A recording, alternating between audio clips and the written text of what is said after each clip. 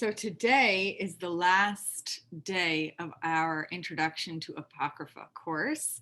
It is bittersweet. For those of you who started joining 6 weeks ago, feels like a long time. Actually, I think it was more than 6 weeks ago because we skipped a week. It's been really nice getting to know all of you, hearing from you over email, hearing your questions at the end of class. You by now know how to reach me, but I'll put it into the chat again.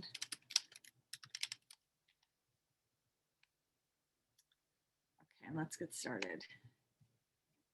And I'm going to try to leave a little bit more time today for questions and discussions, and you can feel free to ask questions both on today's class and also anything that's come up in your mind over the past few weeks. You know, a lot of people, when they read the Tanakh, here's my Tanakh, my battered Tanakh, 25 years old. When they read the Tanakh, they often don't think about the percentage of the pages and pages and pages preserved in the Tanakh that are wisdom texts. We don't study these texts for the most part, but a massive, massive amount of canonized material in the Tanakh is wisdom literature. Mishlei, Iyov, Kohelet, and other texts that are preserved in larger books. There's a massive amount of wisdom literature preserved in the Hebrew Bible. And it doesn't only come as a response to the Hellenistic period, but precedes the Hellenistic period. Although today I'm not going to be getting into the nitty-gritty of dating books like Iyov or Kohelet. We could talk about that a little bit in the Q&A, but that is not my concern for today. I want to really situate our conversation today in the late Second Temple period. By the late Second Temple period, the 2nd century BCE specifically, Jews living in Greek-speaking lands, so mostly outside of Judea, let's say primarily in Egypt and elsewhere in the Ptolemaic Hellenistic world, but also in other regions of the Greco-Roman world, these Jews are highly aware of what's going on in the intellectual sphere around them. They're aware of Platonism, skepticism, Stoicism. And I'm not going to spend 30 minutes or 40 minutes here reviewing these various schools, except to say that the 4th century BCE Platonic pursuit of metaphysical knowledge comes under criticism by the Stoics, by the skeptics in the 3rd century BCE. And the question really is wisdom attainable? Is wisdom something that humankind can attain? And it's an open debate, right? The Platonists say, well, yes, you could attain knowledge, but not through the material world. You have to understand that everything you see and you feel through the sensory world is actually only representative of the truth, right? We're all sort of experiencing the forms. Remember the metaphor of the cave, the very famous metaphor of the cave. Everything around us has allegorical truth, but doesn't itself inherently contain the truth. And the question of whether you can attain knowledge and how to attain knowledge becomes a very important Jewish question in the 2nd century BCE. And the process of attaining wisdom becomes democratized by Stoics, who borrowed the question of the Cynics, what is the nature of a virtuous man? And the Stoics ask, what is human nature in general? What is human nature? The Stoic implication that anyone can achieve wisdom levels the intellectual playing field. And the question that everybody soon begins to ask is, what is wisdom and how do I get some? And again, I'm not saying that all the wisdom literature in the Tanakh is post-Hellenistic. These are very hard to date. But when we look at wisdom texts that are preserved in the Apocrypha, we have to take into account this broader Hellenistic culture, this broader Hellenistic question, what is wisdom? And also, where is wisdom? And the place of wisdom is very, very important. So what we're going to do is actually start in the Tanakh. We're going to look at 2 texts, one from Mishlei, from Proverbs, and one from Iyov, from Job. And we're going to see that in these texts, there's an implication, just an implication, that wisdom, whatever it is personified in the Torah. It's not said explicitly, but it's implied. And that in later Jewish Hellenistic texts, we see this stated explicitly, but in varied forms, not always in the same way. And so in the biblical text, there's an implication. And the question is, what is motivating this implication? So I think that's enough for an introduction. And now I'm going to share the screen. But of course, if you have, let's see, if you have the source sheet, I'd actually recommend you putting it aside, because like I always do with our class, I find interesting things and then I keep adding them to the source sheet. So this is a little bit of an expanded. I found another passage from Pensir that I wanted to add. And so I just kept sort of expanding and adding. So follow along, because there's a little bit here that is not on the source sheet that's on the website. And if you want the updated source sheet, you can email me. So we begin with Mishlei, with Proverbs. And we're not going to do this at all word for word, but look briefly at how difficult this Hebrew is. It's very, very, very difficult. Poetic Hebrew. Does not wisdom call? Does not understanding raise her voice? So first of all, what you see right away is wisdom is personified in a woman. And we're going to see that this is a very important concept, both in Jewish Hellenistic literature and Hellenistic literature in general. The notion of lady wisdom, of Sophia, is Sophia. Okay, try to mute yourselves, because there are a lot of people on this call. So that would be great. Thank you. Or you know what, I'm just going to do it because I'm going to save you all the trouble. Hold on one second. Participants. Okay, great. Thank you, everybody. All right. Now, let's go here. Okay, something is wrong with my formatting, and I'm sorry about that. I tried to fix it, but I couldn't.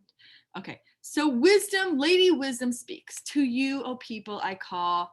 My cry is to all that live. O simple ones, learn prudence, acquire intelligence, you who lack. And of course, the question is, what is the relationship between this Lady Wisdom and Torah? Is she Torah? Is she protecting Torah? What is the relationship here? And it's not made explicit. But look at some of these verses from the question of where is wisdom? Not what is wisdom, but where is wisdom? So towards the end of the chapter, and again, I have such formatting issues this week, I don't know why. This might remind you of a midrashic tradition that comes later about the creation of the Torah before the universe, the Torah being a blueprint for the creation of the universe. This midrashic idea probably derives and is a midrashic commentary on Iyov. Look at what Lady Wisdom says in, I'm in Mishlei.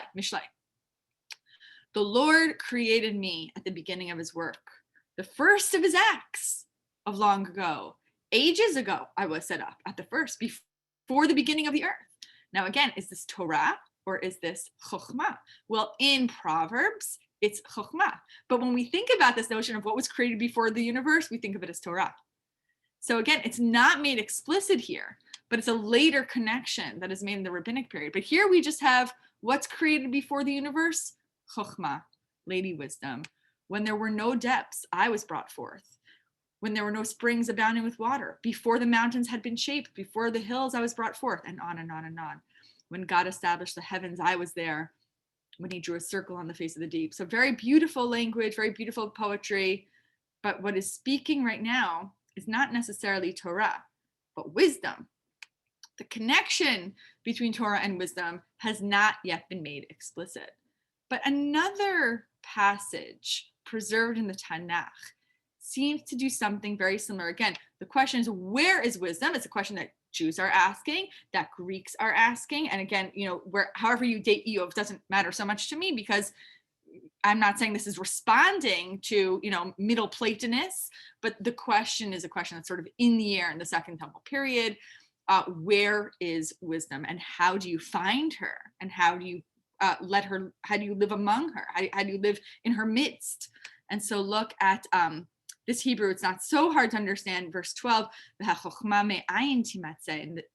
the wisdom, from whence is it found? Where is knowledge? Where's the place of knowledge? Humanity doesn't know, right? She cannot be found in the land of the living. Now let's look at the translation. Okay, where's the place of understanding? Mortals do not know the way to it, and it is not found in the land of the living. The deep says, it's not in me. The sea says, it's not with me. Remember the imagery of Mishlei that also says, before the land and before the oceans were created, wisdom was created very, very first. And now in Iyov, not to harmonize these texts, because they don't have to be perfectly in harmony, but there's a little bit, there's similar imagery, but a different angle. The deep says, wisdom is not in me. The sea says, it's not in me. It cannot be bought for gold. Silver cannot be weighed out as its price, and on and on. So then where is wisdom? It's hidden, right? This is actually sort of a skeptic idea. Again, 3rd century BC Hellenistic thinking. Maybe wisdom cannot be achieved. Maybe all you could hope for is probability, is the probability of a knowledge of a thing.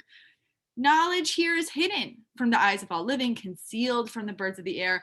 Only God understands the way to it and knows its place. He looks to the end of the earth and sees everything under the heavens. So is knowledge equated explicitly with the Torah? No.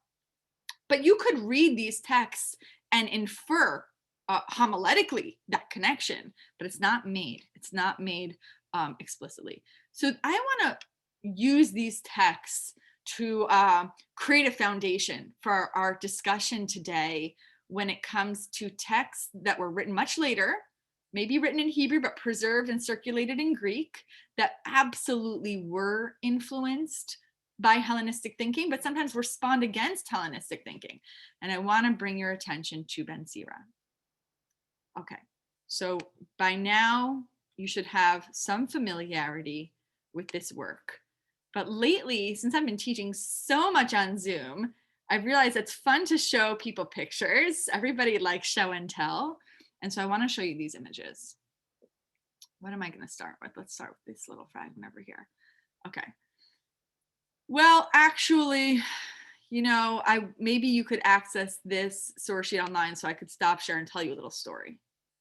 And then I'll share the images with you again. And the story takes place in 1896.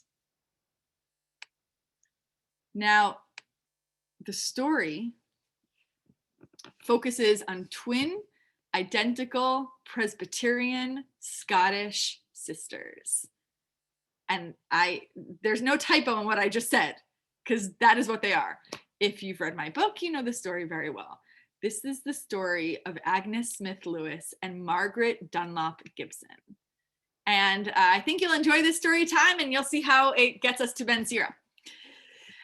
In the late 19th century, it was very in vogue for white Protestants to explore what was today would be offensively considered, but to explore the Orient, exotic lands where they might find ancient treasures and take them back to their homes and donate them to museums. Now, of course, there are all kinds of ethical implications about this today, but let's just stay in 1896.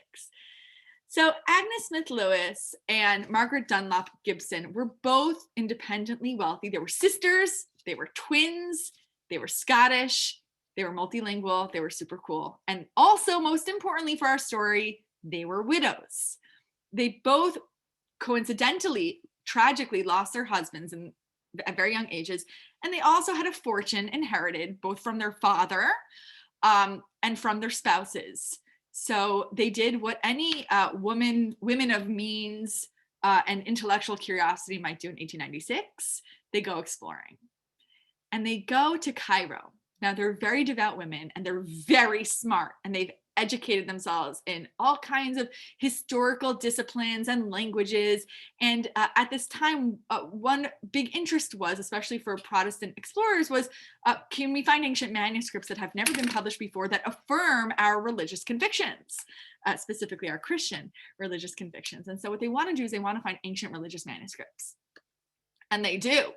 They're very successful. They're successful beyond their wildest dreams. And I'm not going to tell you about their relationship with St. Catherine's Monastery in the Sinai Desert, but it's an unbelievable story. Agnes Smith Lewis discovers the oldest codex ever to survive, the Codex Sinaiticus, 4th century document. Look it up. It's amazing.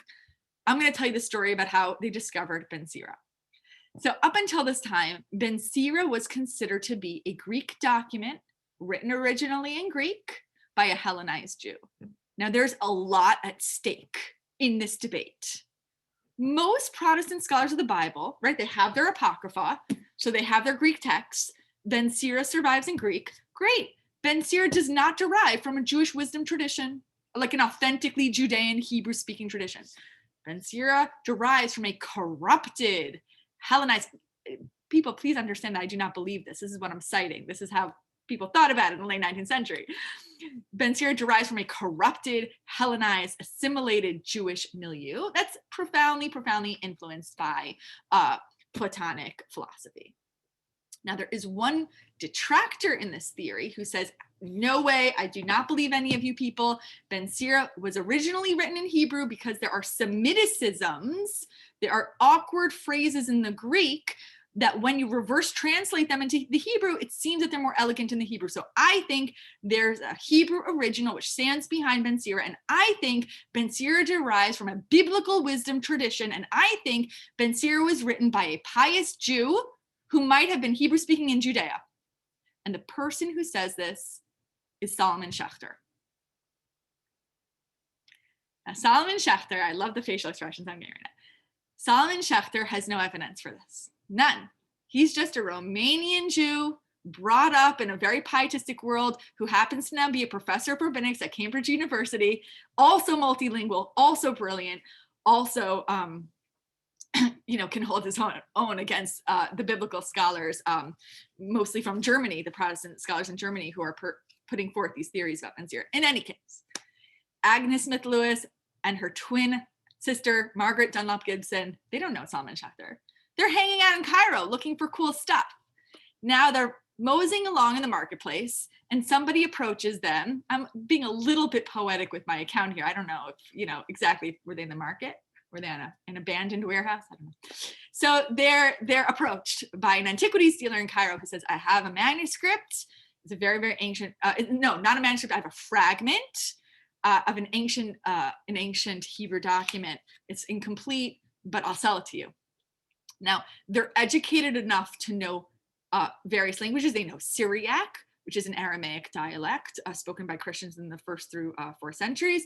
They know Aramaic, they know Hebrew, they know Greek.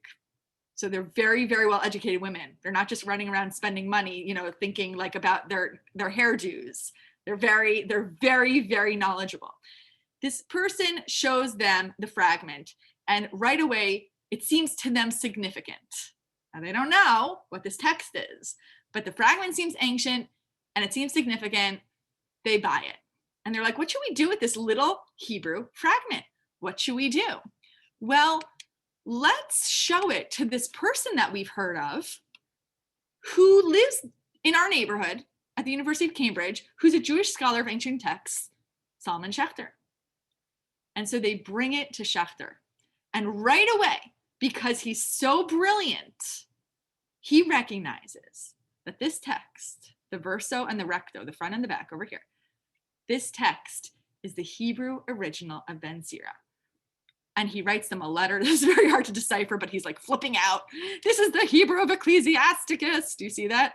You could see the underline. He's underlining and he's sort of like flipping out. And oh my gosh, the fragment represents the Hebrew of the original of the, you could see a little bit. Please do not speak yet about the matter. I will come to you tomorrow. I mean, he was, and then he writes, with great excitement, yours, S. Schechter. This is pretty cool stuff, right? Like many people think my life is boring and I do just a lot of boring stuff.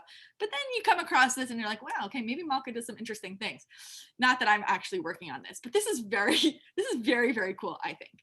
So when they show him the manuscript, he writes an article about this. He wrote an article about his response to it. And in the article, he says, I almost passed out. I almost fell to the floor in shock because his mind is so encyclopedic, Schechter, that he knows Ben Sira like the back of his hand in Greek. And right away, he realizes this is Ben Sira in Hebrew.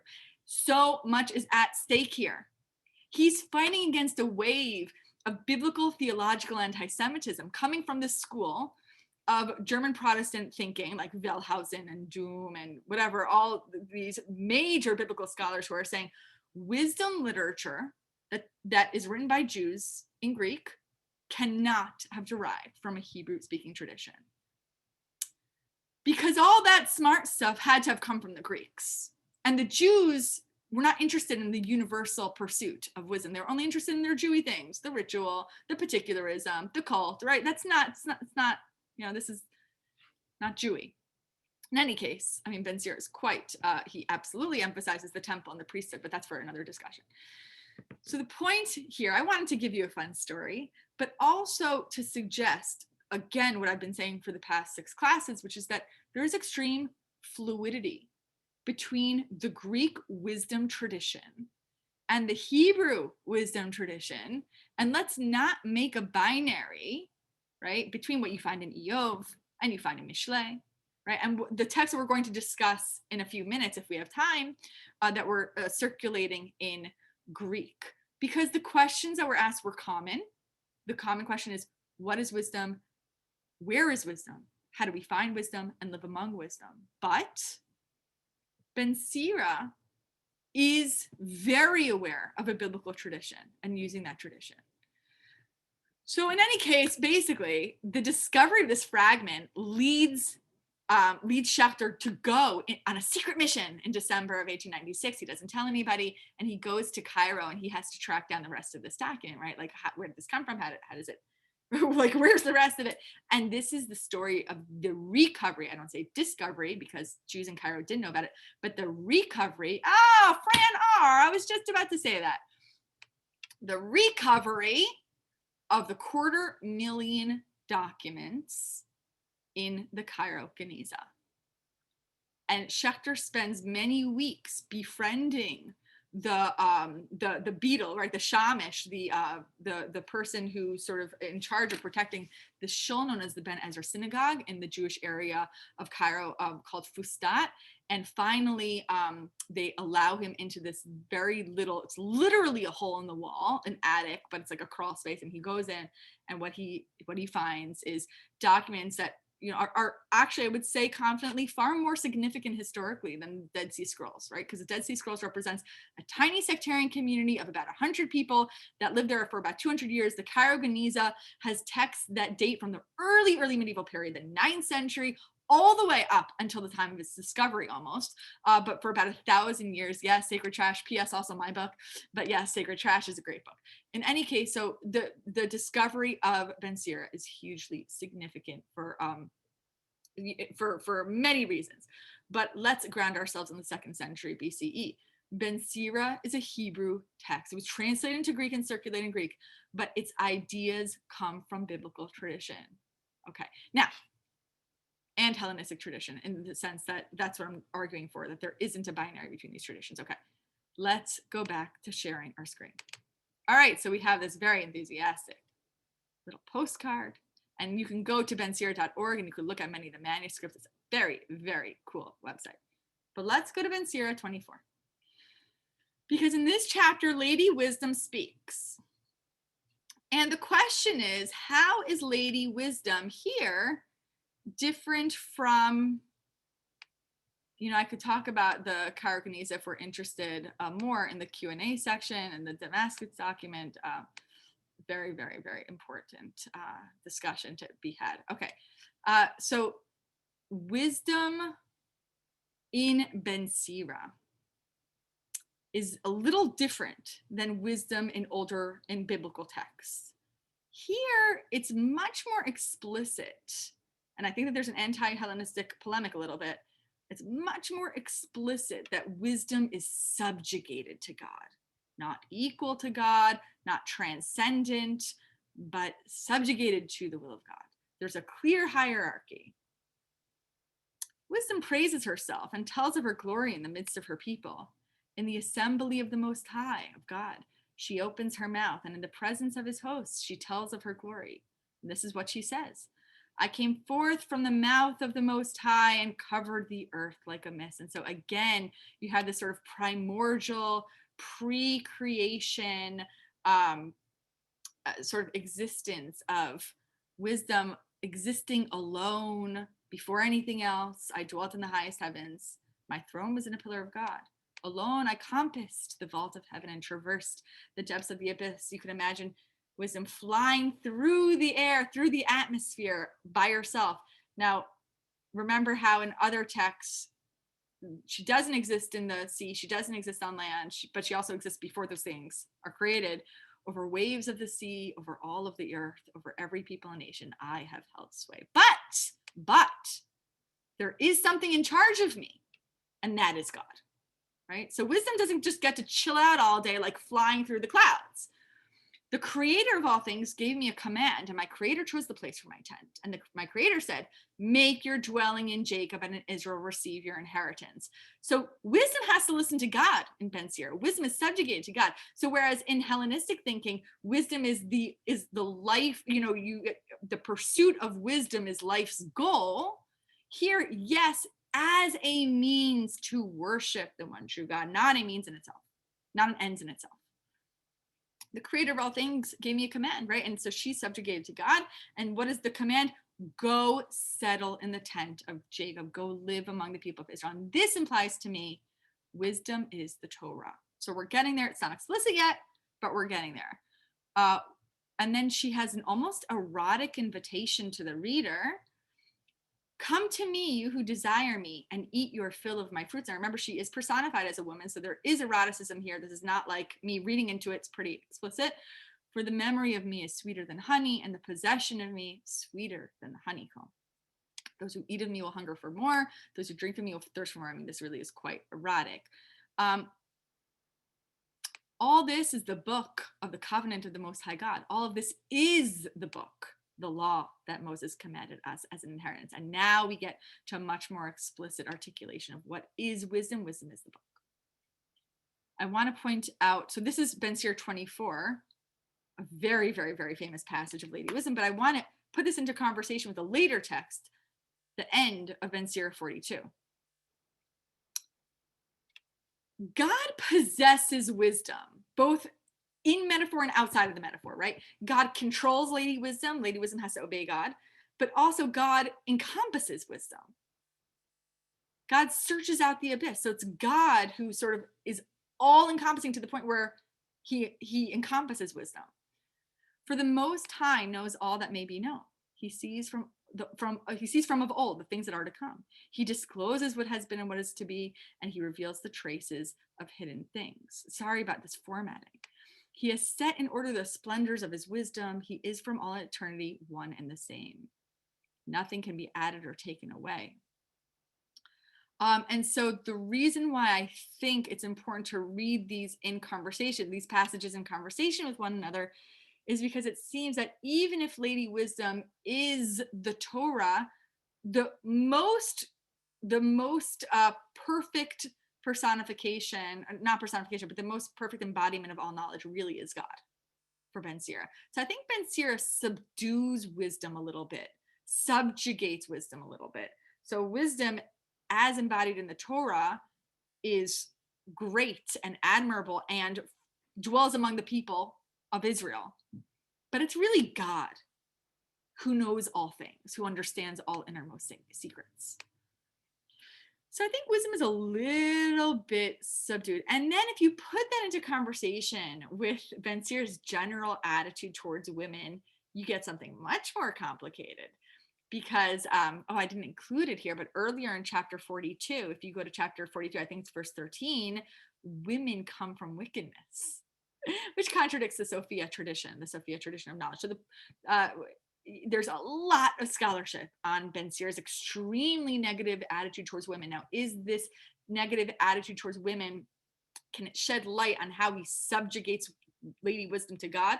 I think so. I think that there is something there. Now I want to go to another apocryphal work, a late Second Temple document known as the Wisdom of Solomon. Of course, not written by Solomon himself. The Wisdom of Solomon, remember the term that I've used, especially in the first two classes, pseudepigraphic. Pseudepigraphic means a falsely attributed text. Pseudo, false, epigraphy, epigraphos, written by. So a text that's attributed to an older biblical figure, but isn't actually written by that figure. It's very, very common in late Second Temple literature to write a document and then attribute it to an older biblical figure. And so the Wisdom of Solomon, no scholar says was written by Solomon, but we can imagine it being recited by Solomon, because that's what the author wants us to imagine. Okay. Now, what does wisdom say? The wisdom of Solomon creates a partnership between God and wisdom, but it's also in wisdom that we begin to see explicitly, and then there's one more text after this where it really comes to the fore, the connection between Torah, law, right, nomos in Greek, and wisdom, Sophia. And remember, at this time, we've discussed this, especially in our second class, what Judaism is being accused of, right? Lacking wisdom, being sort of lying outside of the Hellenistic tradition. And so these texts are arguing for the integrity of the Jewish wisdom tradition. As servants, or also over here, for your dominion was given you from the Lord, your sovereignty from the Most High. The speaker tells the foreign human kings, as servants of his kingdom, you did not rule rightly or keep the law. So there's a chastisement of foreign kings, or walk according to the purpose of God. Wisdom is radiant and unfading, and she is easily discerned by those who love her. She is found by those who seek her. Now remember the question, not just of what is wisdom, but where is wisdom? And I want to point out especially verses 13 and 14. She hastens to make herself known to those who desire her. One who rises early to seek her will have no difficulty, for she will be found sitting at the gate. Now, I don't know if this parallel is significant, but I think it's very interesting that in the wisdom of Solomon, Lady Wisdom is found sitting at the gate. Now go to Proverbs 8:33, where Lady Wisdom is not merely sitting at the gate, but the gates are hers. Happy is the one who listens to me, watching daily at my gates, waiting beside my doors. Now, is this connection significant? So I think it might be.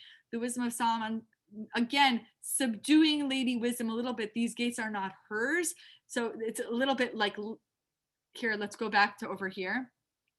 She's not as transcendent as we find her to be in Mishlei and Eov. She's sitting at the gate, not her gates. I think that's interesting, and I think maybe we could discuss that more in the conversation. I'm not sure. I'm starting to see some comments here.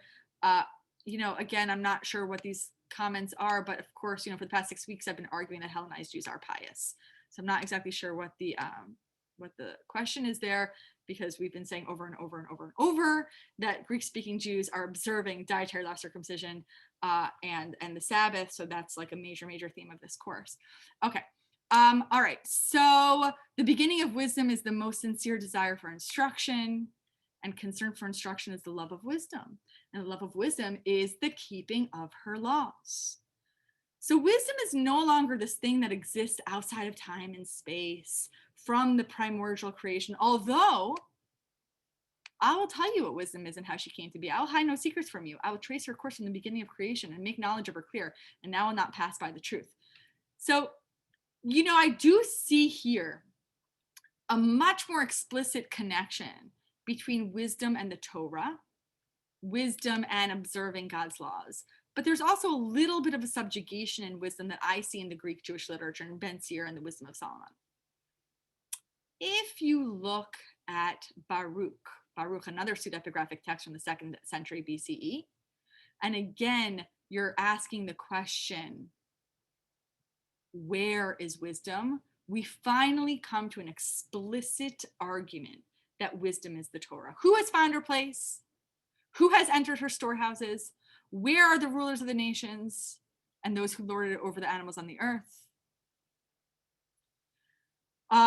Those things vanish, the material world vanishes, but Israel doesn't vanish, because Israel has wisdom. How great is the house of God? How vast the territory that he possesses? It is great and has no bounds. It's high and immeasurable. Who has gone up into heaven and taken her? So again, we have this theme that she's sort of beyond, and yet at the same time she lives and she places her residence among the people of Israel. But finally, look at this. I mean, this is the most explicit statement that wisdom is the Torah that we find in Hellenistic literature, as far as I can see. She did live sort of in this transcendent, unphysical realm from the beginning of creation, but afterwards she appeared on earth and lived with humankind. And by the way, this notion of Sophia becomes very Christologized in the Christian period, but we could talk about that. Later, she is the book of the commandments of God, the law that endures forever. All who hold her fast will live, and those who forsake her will die. Turn, O Jacob, and take her. Walk towards the shining of her light. Do not give your glory to another. And again, we have this sort of eroticized, like male female metaphor here. Don't give your glory to another. Don't give wisdom away. Don't give your advantages to an alien people. And on and on. So, I think I'm actually not going to discuss Four Maccabees. It's a fascinating Stoic document that talks about the pursuit of wisdom and how the true pursuit of wisdom can only take place within the observant realm of obedience, Jewish obedience to God. But I don't want to talk about Four Maccabees because I want to focus on these 5 texts that explore the place of wisdom. But I think that there is a progressive subjugation of wisdom that places it under the realm of the most powerful entity of all, and that's, of course, God. And so wisdom becomes transformed into the Torah and a medium, a means rather than an ends. So the point is not just to find the place of wisdom and to live with wisdom, but to live with wisdom in order to cultivate and nurture a relationship with God. And ironically, you see this not in the older Hebrew documents, you see it in the later Greek Jewish tradition. Now, I kept to my promise a little bit that I would speak not for 45 minutes, but for 38 minutes. Why is Malka not offering the papers and sources today? They're on the website. And if they're not, then we have to talk to Rabbi Kelman because that's not my domain, but I sent them off to be posted. When I shared, did you not see that? Can I get some nods? You didn't see anything? Oh, you, some people say no, some people say yes. They are on the website. And when I was sharing my screen right now, were you able to see that? Yes. Okay, great. Wonderful. Thank you very much. Okay. So I wanted to make sure that we could have time for conversation, not just about these texts, which I think are really ignored. I think the wisdom tradition, it's hard. Some people might think it's boring. The Hebrew is very difficult. And so they don't get a lot of attention. Even I admittedly put it at the end of the course because I did not think it would be so catching as, or as exciting as the Daniel stories or 1 and 2 Maccabees. But I think that this is a very, very foundational and central part of the world of ancient Jewish literature. And so now I would invite you for 5 or 10 minutes to ask any questions that you want on anything in the Apocrypha. And I'll just say again, Baruch is not on the website. I did say at the beginning of this class, I expanded the source sheet because that's fun for me. And I always find things after I send it off to Rabbi Kalman, I find things that I want to add to the source sheet. If you want a more updated source sheet, you can email me and I'll send it to you. But you could also find all of these documents in the public domain on bible.arenas.org. So access to these documents should not be very hard, but I'm happy to send you the expanded source sheet. Okay, so two people are raising their hands. Okay, so first of all, Yael Gott, and then we'll go to Ms. Reed. So please, Yael. Thank you. This was a very exciting class. I have 2 questions. The primary one is there are some kind of out there theories that there was a demiurge through which God created the world.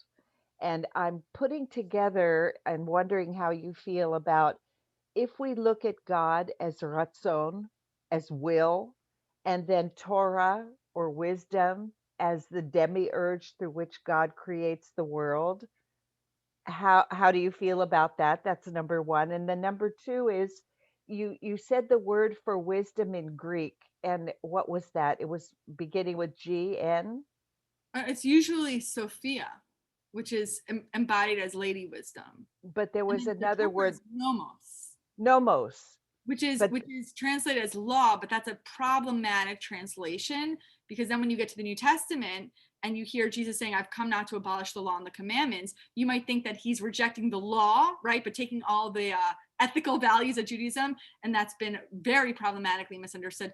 Jesus is talking about the Torah, the scriptures. Yes, yes. So nomos, and that's not related, or is it related to gnosos? I don't know. I don't think so. Okay, that's it. Thank you Thank you. Very exciting. Yeah, no, thank you very much. I mean, one thing I would say to your first question is that a huge part of this conversation, which we have not discussed, is the concept of logos. I don't want to get into it because that could be its own course. But logos could be, it has many possible translations. All of them don't quite get it to the one thing because it evolves, and there's a lot of scholarship on how logos evolves. But you could imagine, so logos is it could be like the word through which the universe or the physical realm is created, but I don't know that that really gets to the older understanding of the logos. That might be like the first century Christian understanding of the logos, because if you look at the prolegomena of John, you'll see in the beginning was the word, and he, you know, the way that Jesus is personified as the physical manifestation of the logos is sort of a new idea. So logos is the ratzon, I think. Like when you're talking about the ratzon, I would, in the Greek parlance, I would say, well, maybe that's the logos, the word through which God enters into the realm of the physical.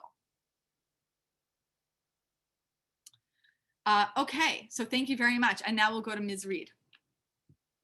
I was just wondering, with the knowledge that Ben Sira was a Hebrew document and very much like, how is it, because when they found that information, it already wasn't canonized? I just wonder how it didn't end up as part of the Hebrew Bible. I think that those great questions have very boring answers.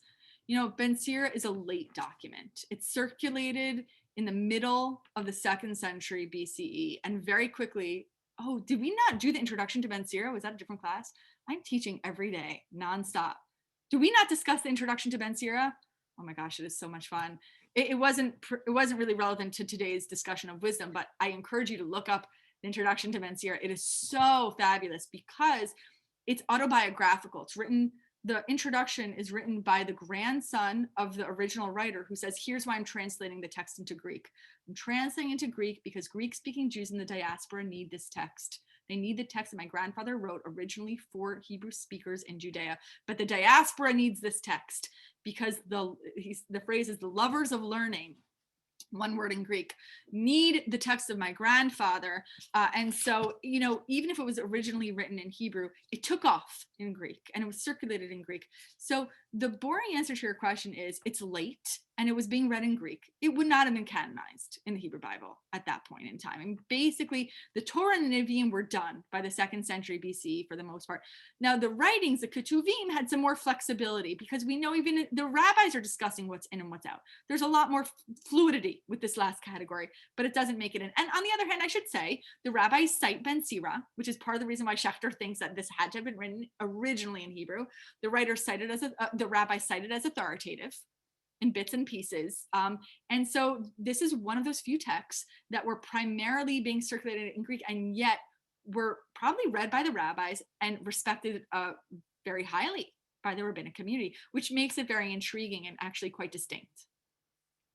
Yes, Yeah, the introduction was originally written in Hebrew, but that wasn't taken seriously in the 1890s. I'm responding to Lawrence's question.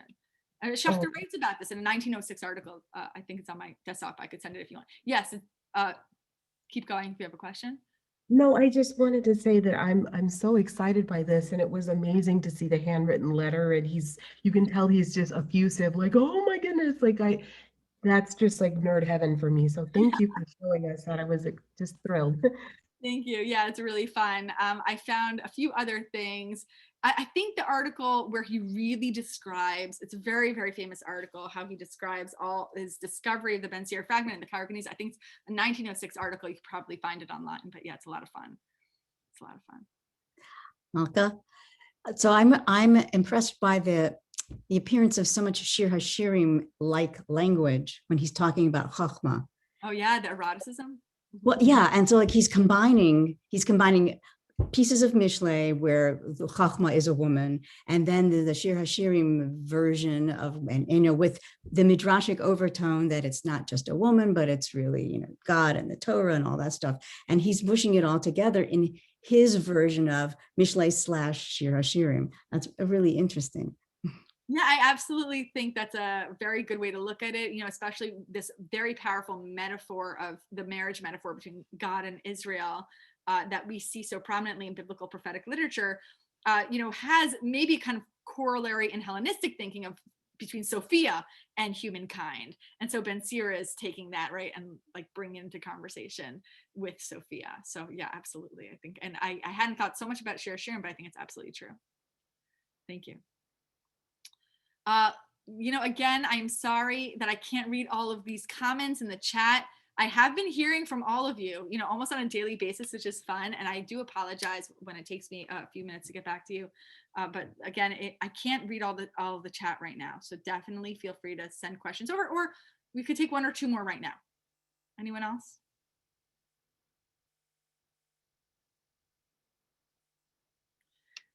Well, this was a lot of fun. Malka, Yeah, please. what is the relationship between the Apocrypha and the Pseudepigrapha with later Midrashic and Talmudic ideas?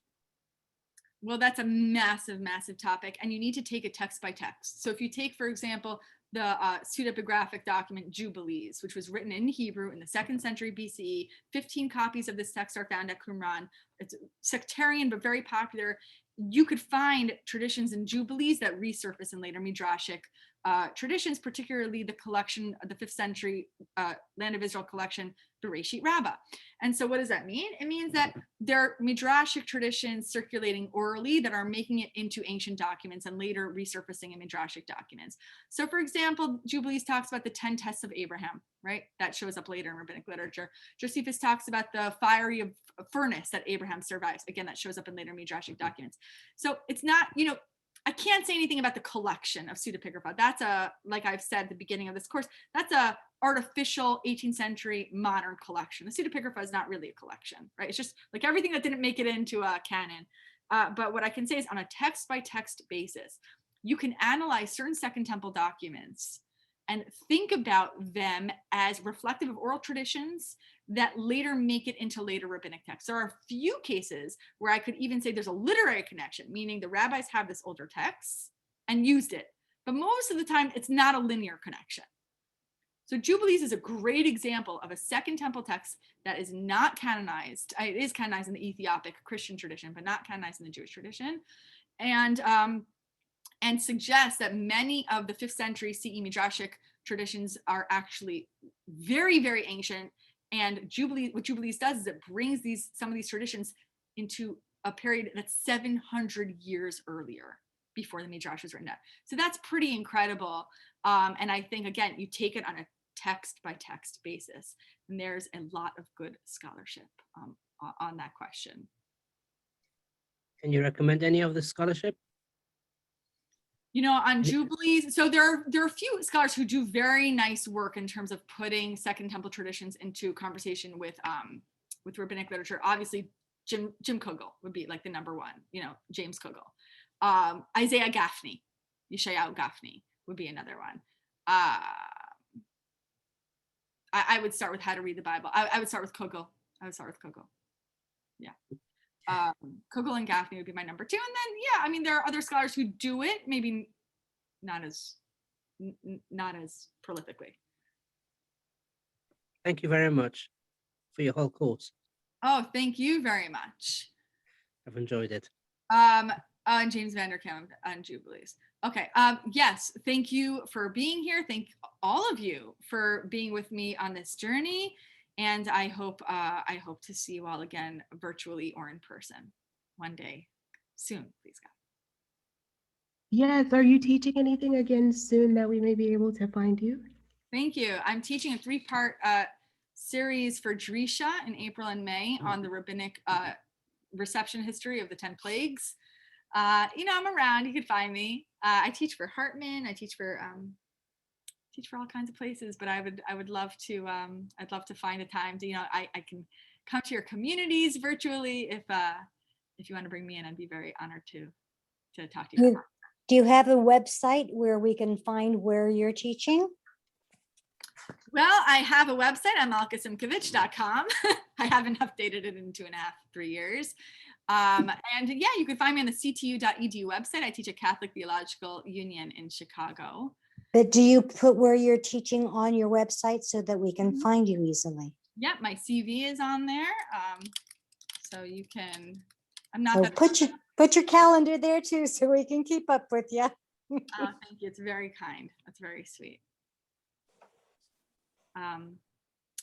All right, I'm going to sign off, and that's it. Take care, everybody. And if you're celebrating, have a wonderful Chag Kasher V'Sameach. Take care. Thank you so much.